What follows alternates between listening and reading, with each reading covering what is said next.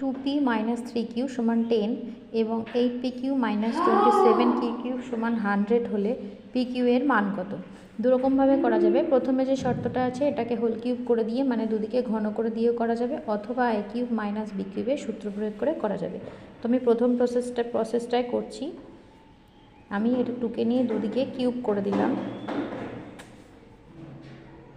তাহলে a minus b whole কিউবের সূত্র a cube minus b cube minus 3ab into a minus b সমান 10 cube মানে 10 গুণ 10 গুণ 10 1000।